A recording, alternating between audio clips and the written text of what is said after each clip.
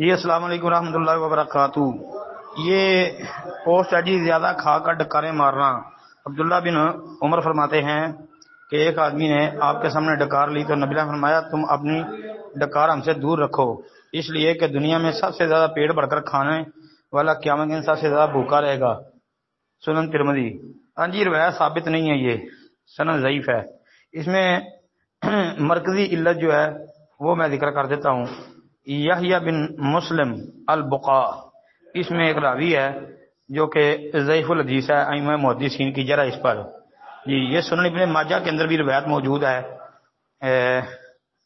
3350 number پر، اور سنن ترمذی کا یہی نمبر ہے جو پوسٹ میں لکھا ہے 2478۔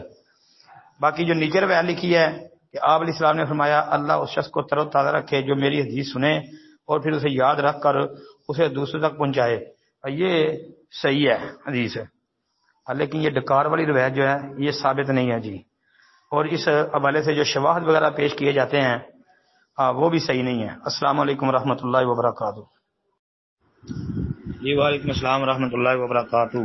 لکھتے ہیں جی ایک عورت کو حیض آیا، اس کے حیض کے ایام ختم ہو گئے، اب وہ غسل نہیں کرتی، اپنے میاں کے ساتھ تعلقات قائم کر کے پھر غسل کر لیتی ہے، مطلب ایک ہی دفعہ غسل کر لیتی ہے، تو آیا یہ صحیح ہے؟ قرآن و حدیث کی روشنی میں کہتے ہیں جواب دیں۔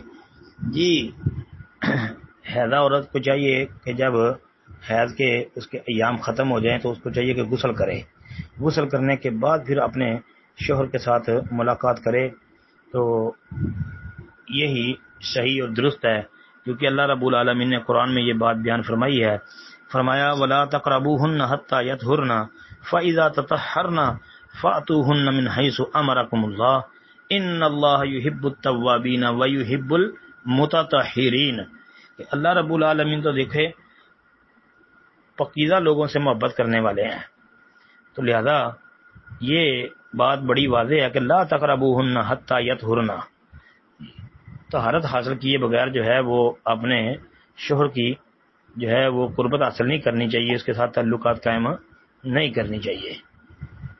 یہ صحیح بات یہی ہے کہ پہلے اس کو اپنا غسل کرنا چاہیے جو حیض کے ایام ختم ہونے کے بعد کیا جاتا ہے، اس کے بعد وہ اپنے شوہر کے ساتھ ملاقات کرے۔